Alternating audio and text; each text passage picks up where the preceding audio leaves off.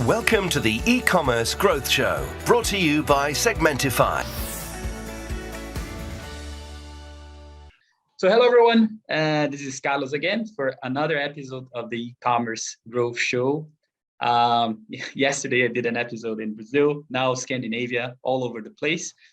And today I have the honor to be interviewing Adam Nielsen. I actually met him about 3 years ago, almost 4 now, it's crazy, time flies. In Aarhus, a lot of the foreigners know the city as Aarhus, but we actually pronounce it Aarhus.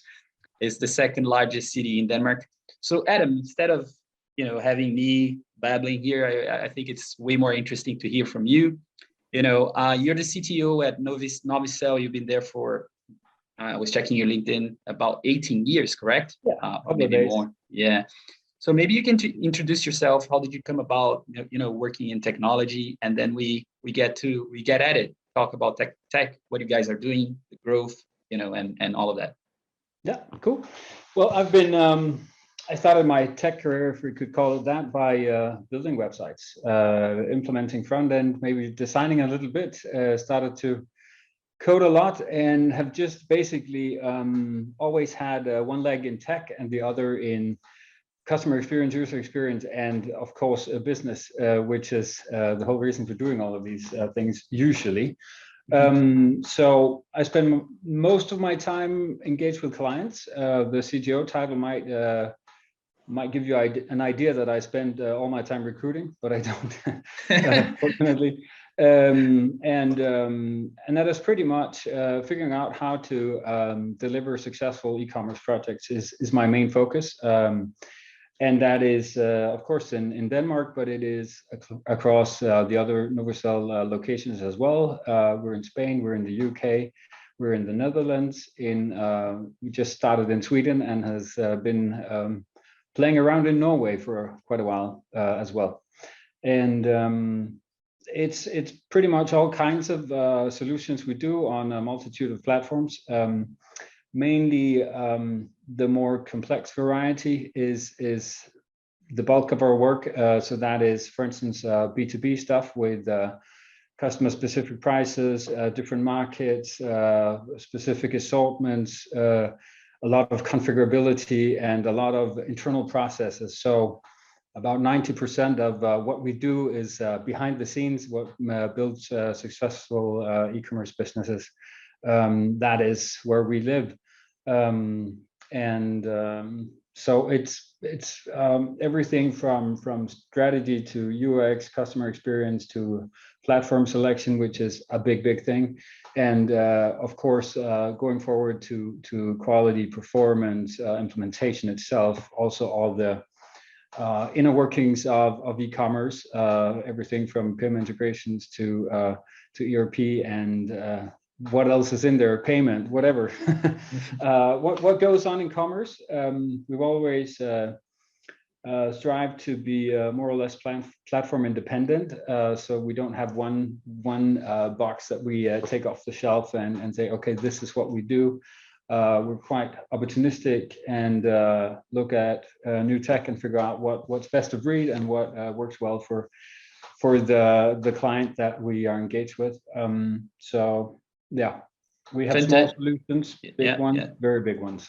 So, before we speak about commerce, I like more talking about commerce than e-commerce. I think we are actually going through a period where everything is actually getting more and more integrated. This is a very cool book. It's about phygital, right? So I think everything is physical and digital now. So perhaps can you tell us a little bit about how Novicell started, since you've been there for 18 years or so, and it's a company from Denmark, and now you guys have over 400 employees and still growing, present in major cities in Europe, but it started in the little city of, for me, right? I'm coming from São Paulo. Yeah. And the small city of Aarhus, still very relevant in Denmark and maybe Scandinavia. But how did it all start? Well, We started by doing a lot of brochure websites for the first year or so, and we were just four guys liking tech and doing websites, and from that we pretty much just went on to doing more and more complex things, not necessarily because that was a strategy, but just because we were pretty curious and still are, a lot of us, most of us actually. And just this fact of slowly but steadily getting more and more different clients. We've until now not focused specifically on any vertical. We haven't focused specifically on any platforms. Of course, we have some favorites and some that resonates within the different markets. I can come back to that if you want to. That's interesting, yeah. And we pretty much are just maybe focused on being second movers on platforms, but having a big platform radar and looking for different opportunities and saying, okay, when is the right time? When is the right timing? So that has been the whole thing initially. And the story of different business areas. Our oldest client is actually commerce. So our first client was e-commerce. All right. It's known as Pro Shop. Has been for the entirety of their business. So that is 20 years old. But that was the first client, and commerce is therefore quite close to our hearts. And having built everything from scratch when we initially started, you have to remember there were no standards, there were no frameworks, there was nothing. It was very immature, everything. So having a lot of people that has been on board with the company for 10 plus years, and actually a couple of the people that built the initial stuff were the first clients are still here. So that gives us there's that is making a good working environment and making sure people like what they're doing and keep on trucking. Basically, that's one fact of it, and the journey towards internationalization or starting in new places was just that Denmark is just such a dark and cold country in the winter. And Spain is not. And we met these wonderful guys who they worked a lot with Umbraco sites, and so did we, and we still do. We met them at a conference, and I bought them a beer because they demoed some cool stuff, and thought, wait, let's start collaborating, or at least share ideas and methods. So I think the first interaction was sharing our estimation template for new projects, and then we just collaborated from there. Ended up tying the knot with them a couple of years after, and basically what our strategy is not to just have sales offices or have cheap production offices somewhere. We want to copy paste the whole idea of Novicell with all the different services that we have. So everything from, as I mentioned, strategy, design, development, also traffic, and a lot of advertising as well. We want to build copies of what we do, and then try to practice every day to make things more efficient and share methodologies and ways of working. So that's basically what we strive to do, and who knows where we'll open next time. Well, I know, but I'm not going to tell you. But you gave a hint, which is or not? No, because you no, sure. You said that the first. Actually, office. It's not clear yet. Okay. We'll see. But would it be fair to assume that if Umbraco is growing in the US, like you would follow suit? Yeah, that would be a good option. Yes. Yeah. All right. So it's interesting that the growth is usually pushed by the CMS or a solution that you're working closely with. Not saying, but it makes sense, right? Because if people are starting to develop more solutions on that CMS or commerce platform, it makes sense to have experts, because that's what we see, for example, on the VTEX case now that they started their international expansion. Like, not a lot of people in Europe know about VTEX, right? So you need even though it's awesome. Yeah, but you need to import that from Brazil, that knowledge, or Latin America, where they're very strong. Yeah. And so that is interesting that for me, like now understanding more of your world, right? Your growth will follow where the technology is growing as well. Well, think of it as a chair. If you want to use it somewhere else and you already have 3 of the legs working and you just need to attach another one, then it's a lot easier. Yeah. But that's typically what you do with a sales office. So what we do is we copy paste the legs, and then we find the missing piece, which is typically someone that knows the market, has a good network, and then can start up. So that's what we're doing in Sweden right now, for instance. When we reach the 1st of December, there'll be 5 guys after a month. So that's pretty good. The only reason for being able to do that is, of course, that we find some clients and some tech that fits what we do at some of the other offices. So you have some specialists that can assist, and also, of course, can has domain knowledge in that platform, but also knows the organization and knows, okay, now I need a search engine specialist. Okay, that's this guy. No, I need the one that knows about this and that platform as well. Okay, then it's the other guy.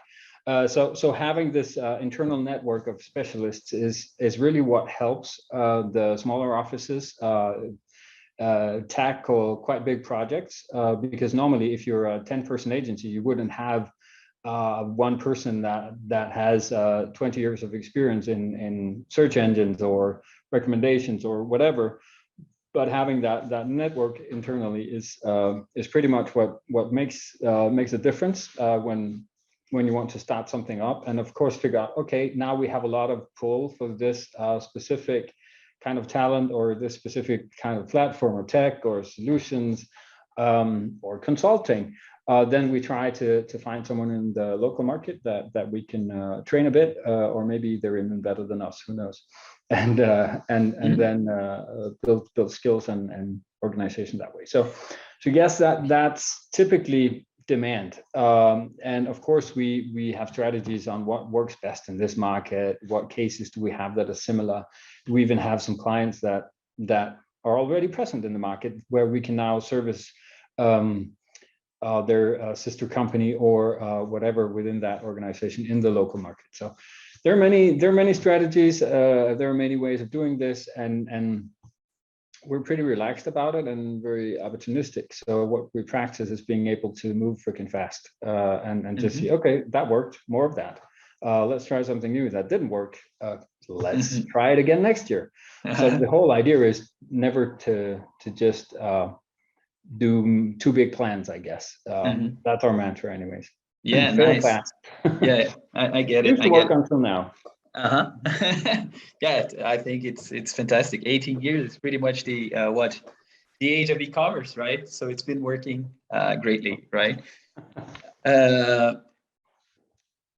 but still on the international expansion, culture is something that I find it really fascinating. How do you localize because your role, how do you split your time today between like training people, instilling the culture, if you can do that at all, if we can do that, like how do you bring that Danish hygge culture like into Spain and still let them be themselves, if you like, and or Holland, where they're, in my opinion, way more straightforward than in Denmark. Be very,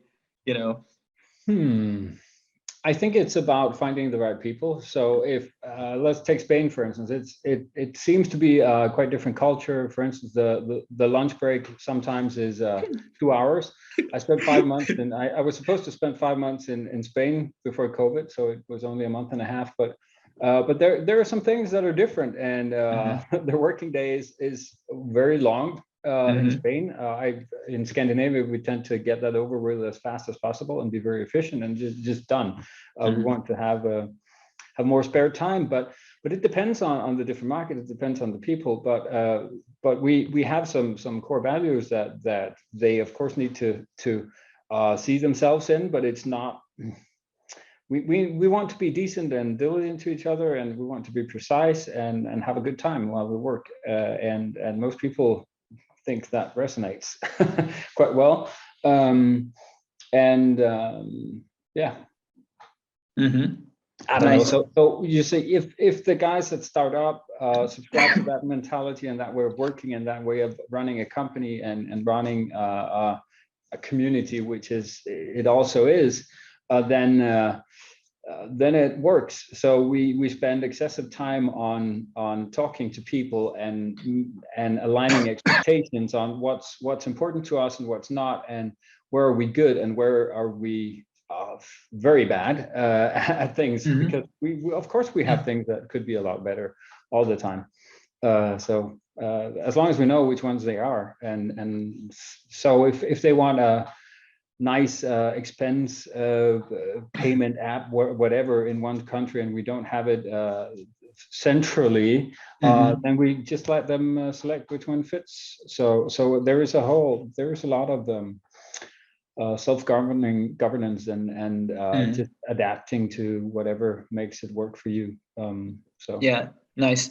Let's talk a little bit about the tech side. Thanks for sharing that.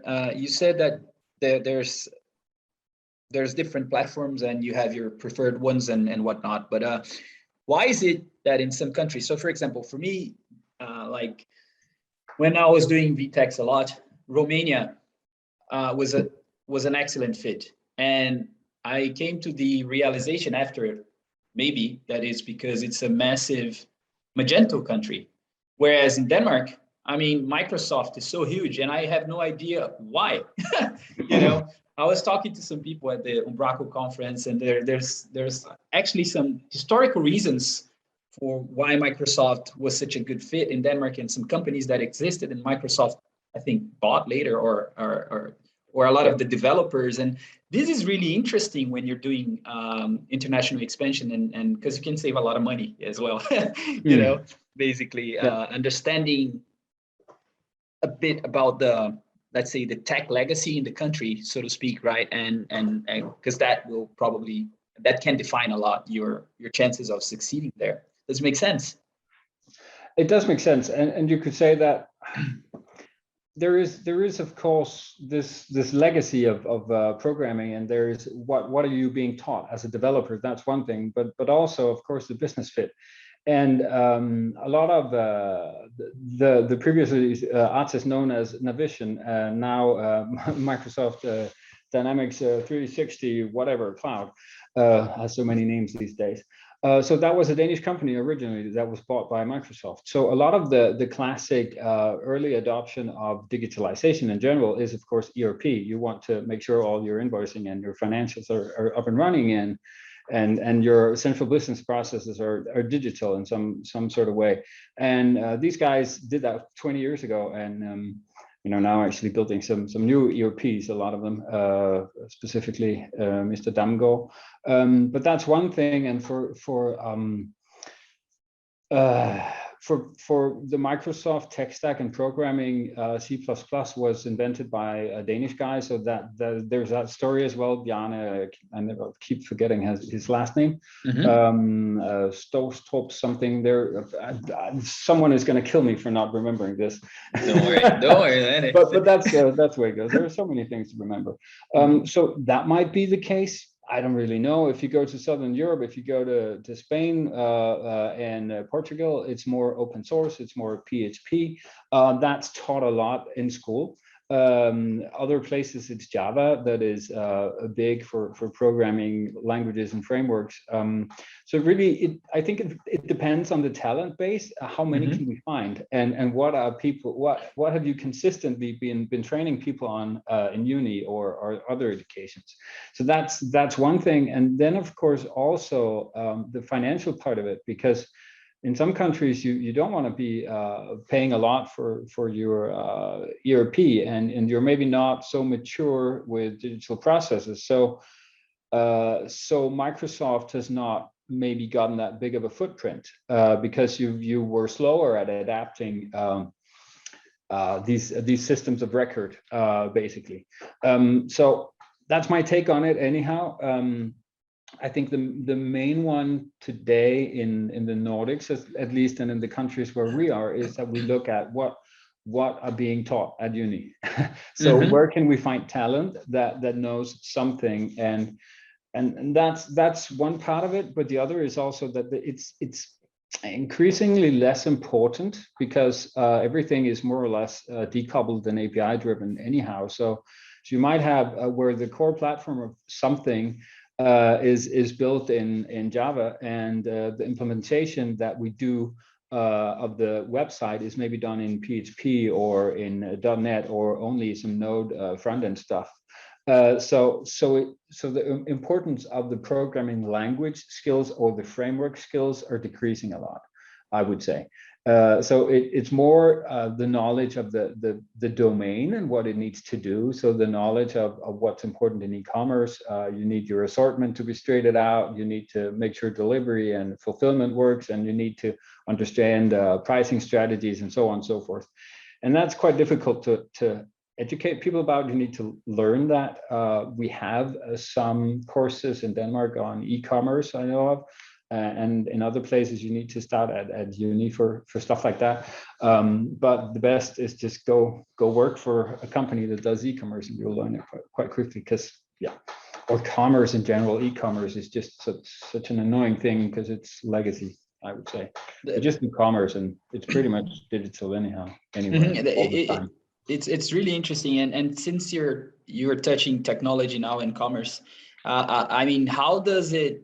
Since the language and frameworks are becoming less important, and then what is then important these days? Because you need to find talent. I was in Poland. Like Poland is they breed tech talent as well, and they were saying it's getting almost Wrocław. I was there. It's where Devante is. It's a big software house also. And they said it's super expensive to hire because I mean there's a war for talent these days, right? And the competition is real, like everybody say.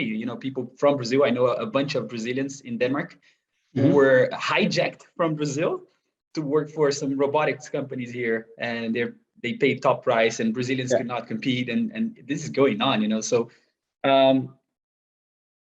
I think I have two questions there. The challenge in terms of finding talent, and that's probably also why you're expanding, and how this decreasing complexity in language affects retailers, and so what's your role today? Does it make sense as a software house? Let's take the talent part first. Yeah. That's an easy answer. I don't think it's everything is relative, but it's not that difficult. You just need to find, be very precise on what the role is and what you require people to do and what the opportunity space is like. And of course, you need to have some fun projects or some challenging projects. Fact of the matter is that a lot of IT projects are not that fun and not that challenging because it's getting old shit unstuck from legacy. Excuse my language. But there's so much legacy and so many legacy systems out there, and getting them unstuck requires a ton of hours and a ton of people. So those projects are not that exciting, and that's pretty much the biggest threat to any company with IT staff that they have internally, is that they have systems that are old. I talked to this guy a couple of months ago, and he was refactoring a system that was built in the 60s, and they had spent 4 years on it, and they were getting there. So it's a big thing, but that just goes to show that is a certain person that wants that. But if you're young and looking to make a name for yourself in tech, or locally at least in commerce or whatever, then you want something that's modern. You want the right acronyms on your LinkedIn profile, and you don't want it to say, I took some unstuck IBM thing that from the 60s. Well, that's impressive, but it depends on what kind of person you are and if the job fits. So yeah, I don't know if that's a good answer. We'll try. Yeah, it's great. It's great. The other question then, I think it wasn't that clear. I'll try to make myself more clear. So you're talking about old systems. We're talking about digitalization, digital transformation. Maybe we can speak about what you're seeing for your customers today, like your customer base, some of the challenges that you probably had in selling a digital transformation project, maybe from the CFO to the IT guy, can you comment a little bit on what you're seeing in Scandinavia and maybe other regions? Yeah. Well, there's this demand for just an increased rate of innovation, which is super difficult to handle for many organizations, because they come to us with 10 different buzzwords and say, oh, we want omnichannel, we want automation, we want all these things that you pick up in your feed daily, and that is a big cloud of opportunity space. And doing a business case for, yes, if we attack this channel, if we do this on social, if we do more omnichannel, we'll get all of this extra money, extra cash flow, extra opportunity. The thing is, it's almost always tied down to legacy and old systems of record, where it's quite difficult to actually get data flowing in real time, which in most of the innovation cases is that you want to have real time data flowing. So the legacy of past decisions, and especially indecisions on when to decommission old software that actually works, is the primary bottleneck and the primary issues in most of the organizations that we encounter. So having digital roadmaps or planning with getting yourself out of these legacy systems and transitioning to something that's more platform instead of customized to your specific needs, that's the bit that's quite difficult for a classic organization to understand. And the thing is that rate of innovation in lower tier systems or internal processes, that happens over maybe a time period of 10 years classically. And then on the customer facing systems, that was maybe every 2 or 3 years. But now you need the internal systems of record and business processes to maybe be able to change every 6 months or maybe every week in some cases.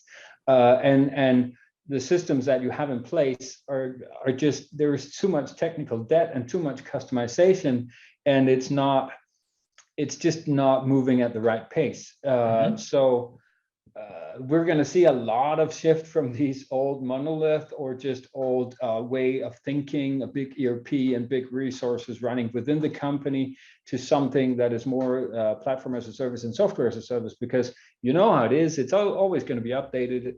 It's always going to be the latest version.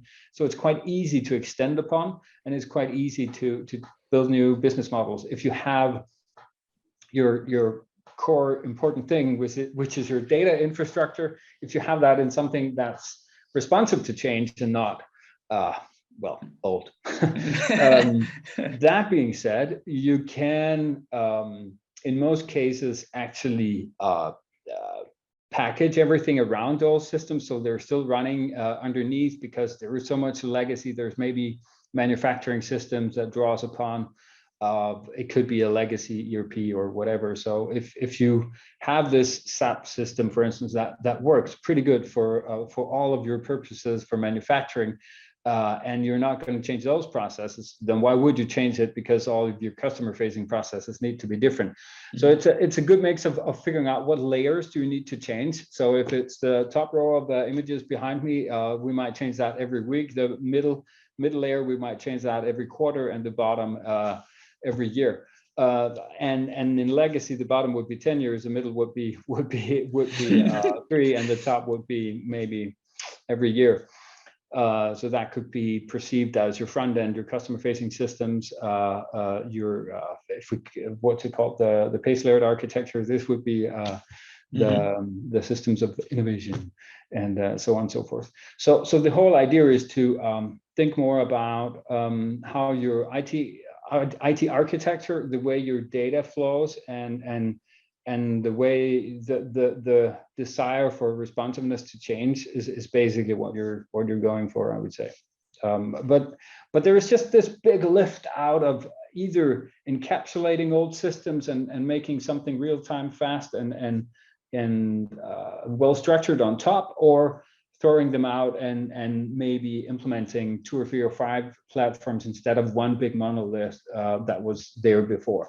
So that's basically I would say the number one issue is legacy. So in the few cases where it's not legacy, we actually see many clients spinning up new brands and spinning up new business areas on the side with a whole new tech stack, because they just know that they won't be able to move their existing brand or their existing infrastructure or their existing processes fast enough in order to capture that opportunity that some nice management consultants told them about.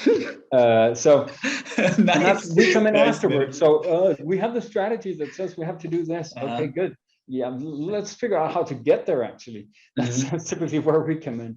In many cases, I of course prefer to assist in doing the strategy as well, but that's not a luxury we have every time. Sorry, it's fun. It's yeah. I agree. Thanks. Adam, we are on 32, but you allow me to have a bit more of your time, right? Just a bit more. Of course. Yeah, great, fantastic, man.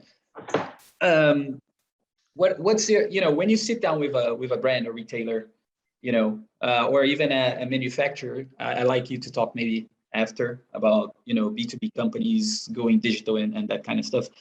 What are the things you have to look, or maybe if you have a checklist of the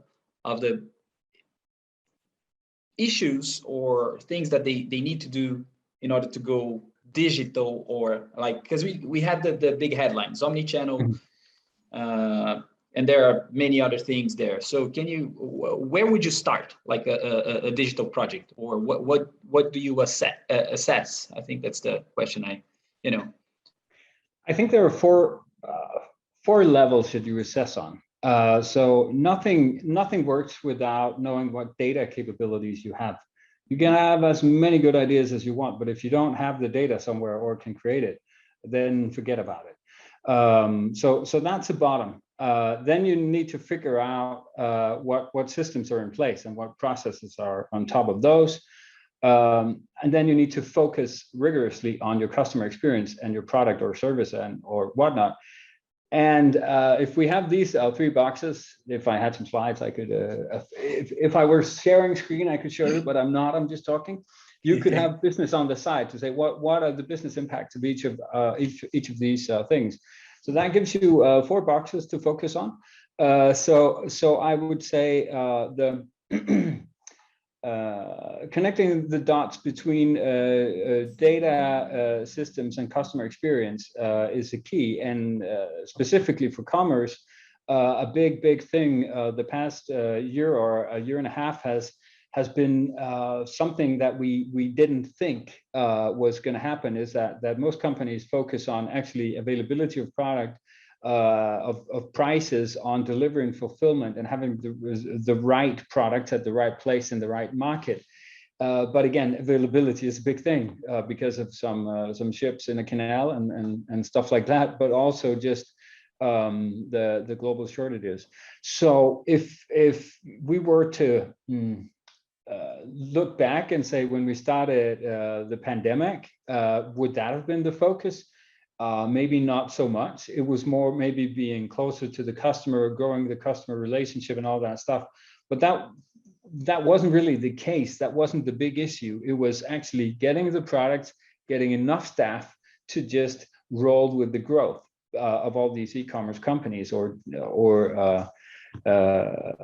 another economy, another way of purchasing and buying. So it's going to be interesting to see when the different countries and the different regions open up, to see where the focus is. It will probably be some other places. It will probably be on customer experience, and it will be on cross-channel customer experience, or you could call it unified commerce, or just commerce in general. Maybe you could call it omnichannel. But all those disciplines where you're actually getting closer to the customer, which was very much a big thing before the pandemic, and I think we're going to go there again.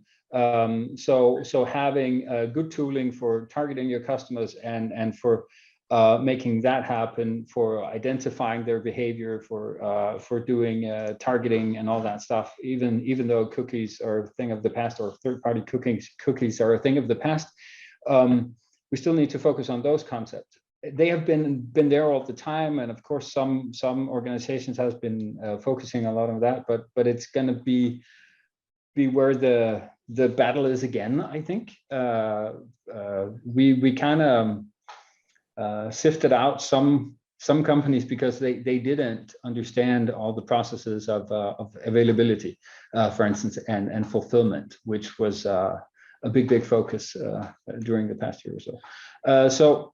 So working with that, it's what's demanded right now, and getting closer to the customer, figuring out how to identify them, because all of the retargeting and funky marketing is no longer in effect to any degree of precision compared to what it was just a few years ago. So when you say that you sifted out some customers, you mean like your customers who didn't get that they needed the product available, meaning brands and retailers, they didn't get that, they wanted the fancy thing instead of making the product available? Is that? Yeah. Typically what you'll hear about is, oh, we need personalization, oh, we need a chatbot, oh, we need all these things, but it really doesn't matter. They listen to Gartner, man. Yeah. Right? It really doesn't matter if you can't deliver. So they look at magic quadrants and trends and blah blah blah, but if you don't have your foundations in place, if you don't have your operational side of the business sorted out, you can't take the extra traffic. If you don't have enough people actually or machines packaging your boxes, then it doesn't matter. Then why would you get more traffic? So we've actually had some marketing intensive clients that had to let us tone down on traffic and campaigns and initiatives because they just couldn't keep up with deliveries. And that's not just one, it's not just 10, it's multiple clients that has, okay, that the marketing budget that we have, please don't use any. So that's a strange thing, because just going back earlier, they would say, okay, more traffic, more people, more customers, boom, boom, boom, boom, boom, get it going, where it has been a battle for them just to deliver what they promise. That's super interesting, Adam. So that's a switch again. So now they have the operational side of the business up and running, and now they need to focus on marketing again, or the budgets are switching a bit. So something like automation, personalization, CDP, and all these fun things are gonna be more in focus again, I think, but only for companies that actually understand that it's on top, because you need to be able to deliver the right product at the right time, at the right price, and be competitive, and then you can put in more customers. So that's my take on it anyhow. Well, I have two final questions. The first one is about how do you see B2B companies now moving forward and also going direct to consumer? And then the crystal ball, I always ask that, what do you see in the present, but also a few years from now, what's going to change in the market, and kind of thing. Oh, that's a big one. Let's take the B2B one first. Right? So B2B wise, and you're addressing going direct to consumer and having this channel conflict of interest, and maybe they have distributors, they have different markets. So on different markets, they have business strategies that are different. So what we see a lot is this hesitance to disrupt their own setup, basically their own supply chain and their own partnerships. They don't want to do that. So a lot of the clients that we're engaged with anyhow is just focused on new markets, so they can see potential in new markets that are close, where they don't annoy their partners by going into these markets. So we are seeing, if you have a good presence in, for instance, Sweden, and you want to go to Denmark, then instead of building a huge partner network in Denmark, you just go digital, you just go e-commerce instead. And maybe even with a separate brand. So having a multi-brand strategy with different strategies for each market is pretty much a big trend that we see. It has been there for a while, of course it has, but that's something we hear more. And sometimes it's just also to be decent. There's, of course, you don't want to add more channels, but then again, we know that the existing channels you have will go down to about 8. I can't remember the analysis of this, but the more channels you add, no matter what, the initial one will go down to 80%, and the sum of everything is maybe going to be 150. So those 20% that's disappearing from your existing channels, that's the whole issue. So being able to send leads instead, and just use the partner framework you have in setup, or use your resellers or your retailers or whatever, and use them in a sensible fashion, because they know that especially if you have comparable products, that they can find it somewhere else. So of course, if you're the manufacturer and you want to do direct to consumer, do it in countries where you don't have a conflict of interest with your partners already. That's pretty much what we see a lot. And it happens anyway, because many of these partners will be angry if they start in their own market, not realizing that the exact same products are on Zalando or Amazon or whatever, and their consumers are actually purchasing them there. So yeah. All right. And but still on that, have you seen cases like the one you're mentioning, and then they had to kind of adjust? Yes. Yeah. Can you comment a bit more? Well, they simply actual cases. Yeah. We have like a handful that I can share with you in another setting. All right. Cool. But yeah, I need to prep for that, because I would want to show you some actual numbers and have some facts, and not just free off memory. So yeah, I think if that's okay with you. Absolutely. And maybe if you have a presentation, or just in a conversation as well, where you can just read. But okay, crystal ball moment. What do you predict for in terms of commerce and the transformations that lie ahead of us the next months and maybe years? It depends on the different segments. There's a big shift for industrial manufacturers that we see here in Europe, at least, is that they are moving a lot more on commerce, and we're following that quite closely. So that is typically for very configurable products, and that they want to not only sell spare parts, but also do a lot of configuration in a browser setting, instead of via a consultant or a traditional means of sale or product processes. And we see that with some of the vendors as well, the platform vendors out there, that they're focusing more on price to quote and all these things. So that's one for manufacturing. For B2B, it is that any B2B company out there is contemplating going direct to consumer. It's very few that are not contemplating doing that. So we're going to see a lot of that. And they are going to get a lot of competition from the big business-to-business marketplaces, like Amazon and others. Alibaba is crazy, of course, on that. big industry. Otherwise, business to consumer and retail and all that, well, I hope we're going to see some real good omnichannel cases out there. It's not necessarily the lack of will on clients to do it, but the ROI is just in many cases not so clear for them. Just to get leads, to get people into the store is pretty much what you want. The extra and pick up goods there. So the extra, can I find my exact order information, and can I continue a basket that I started online and continue it in the store, or vice versa? Those scenarios are pretty cool, but it's so few people that do it. So in the cases where we see it happening, it's just such a small percentage of people that actually do that real cross-channel purchasing for standard products, because they're sort of readily available. So it needs to be a product with some kind of configurability, and that could be a sofa or something where it makes sense to do a lot of research at home and then go to the store, get some advice, and then go like that. but you don't necessarily need that much precision moving the basket from one setting to another. So being more practical about it and say, okay, you're interested in this sofa, just send it to the store and schedule an appointment. And that technically, that's super easy to do.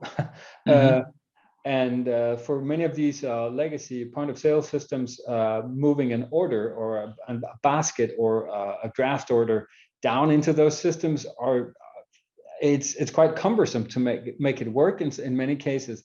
So I would say in 2 or 3 years, it's just standard that works more or less out of the box for most of the solutions that we do.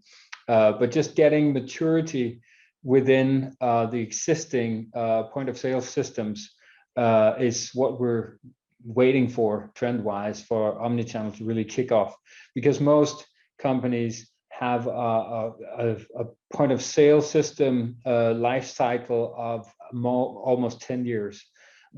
So they ride it off over 10 years, maybe. I don't know. So where we've seen tons of cool things, especially with Shopify, we have a number of clients using Shopify and Shopify Plus, where you just get it out of the box. Yes, that works, but they still have their legacy stuff, and they still have all these systems running that gives them more or other possibilities for whatever reporting and discount and employee logins and blah, blah, blah, other things that they need. So whenever that gets easier, we're going to see more omnichannel stuff. So it's just, yes, you can do it, but the investment is quite steep for a lot of companies, both for understanding the processes involved and also, of course, to make these systems talk together.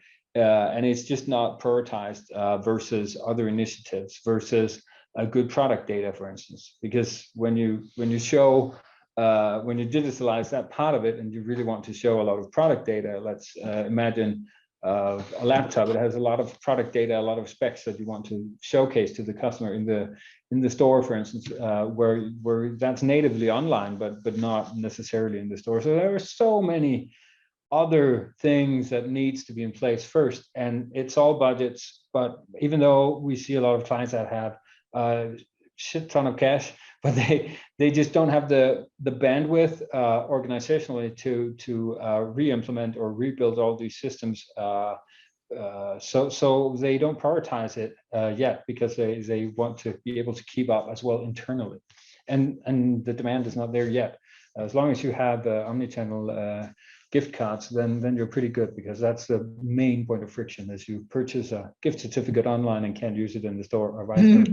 As long as you've settled that one, you won't have friction with customers. So that was really nice. Marketplaces, yeah. You can Google marketplace analysis. Do you have any 2-minute views on marketplaces? What's going on? I would just say what's going on. You have to remember what types of products work and how much you're getting punished if you don't deliver. So putting the right products from your assortment on marketplaces is key. So if you're selling something that you have to do it yourself, install, and it's quite difficult, you'll get a bad review. If you have products that you need to manufacture first or source from another vendor before you can actually deliver on it, don't have something you can ship fast where you're sure it's successful for the end customer, because you get punished in so many not cool ways if you don't deliver. Those are the terms of most of these marketplaces, and those are the conditions. So really be precise on what part of your assortment or product portfolio you put onto marketplaces. And what I hope we'll see within a couple of years is that you will have more configurability and personalization in products in marketplaces. It's very difficult to fix and to do, because there are so many outcomes of a configurator for a product. So let's take the sofa again. If you can select a kind of fabric, how many seats you want in it, and you can select what do you want, wood or colored legs on it, and all sorts of other things. the math of that is maybe a million variants for a simple sofa. So of course, that's typically not something you do with marketplaces. You design maybe 3 variants and say, okay, that's what I push on my marketplaces. But I hope soon we'll see many of these will do more than t-shirt sizes and colors and do more complex data on marketplaces. But that, of course, goes back to, are you able as an organization to express the complexity of your product with data in a meaningful fashion to this robot marketplace that needs to receive it? And of course, also your own website and the filters or options that you have there. So the trend is use marketplaces as bait, put products that are high volume sales, high success, cheap, get your brand known, and then take all the more complex orders and the more expensive stuff and the service and then install and all that. Do that on your own. So, yeah. I just thought, I'm sorry, but I just remembered one thing. Thank you for this. But in Brazil, we are having a wave of IPOs. So this year, because of the pandemics, a lot of companies doing IPOs, and a lot of companies either becoming banks or like really, really new business models. So either banks or companies are starting to become marketplaces. And I was wondering if the same is happening in Scandinavia. Companies with a huge wallet of clients, of clientele, are they becoming fintechs as well? Do you see that coming to For sure. Yeah. Why? And well, if money talks, and if you can put your money in this company instead of putting it in the bank, they can invest it and do even more. So of course, insurance has always been a big thing. For instance, a big cash cow. So some of our clients have actually been selling products so much discounted that they lost money selling it, but the insurance afterward and the marketing support afterward was enough to actually keep the boat rolling in a quite decent manner. So it depends on volume, it depends on the business case and how it's all set up, I would say. But yeah, most definitely, there are many mid-sized companies that come to us and say, oh, we want this account-based thing, and we can store all these loyalty points and everything. There is just a lot of complexity involved in that because all of your systems need to be tied into that account. So yeah, but loyalty means an account. It doesn't really. It just means that you need a good narrative and you need a good concept for showing value to your end user. They don't need to have an account per se. So the concept of designing a good customer experience around a loyalty concept, for instance, versus doing an exact account of a certain amount that you can use when you check out and then you get some more money back, whatever, is much more complex and revolves around many more processes. So I think there is this, in that regard, there is this tendency to overthink everything instead of just saying, okay, they want a good relationship with your brand. They want some good discounts because they gave you your email address. Give them some discounts. So. Very nice. Adam, if people want to find you and know more about, Novicell, what you guys are able to transform and all of that, how can they find you? Well, you can search for Adam Peter Nielsen in LinkedIn. I'm the only one with that name. That's quite handy. And otherwise, novicell.com, .dk or .se or .no or .es, but start at .com maybe. Yeah, fantastic. So Adam Peter Nielsen, Adam, thank you very much for your time. I think this was awesome. I knew it was going to be awesome. You were like an encyclopedia, so I will definitely invite you again for a panel or another episode just alone, the two of us. So thanks, man.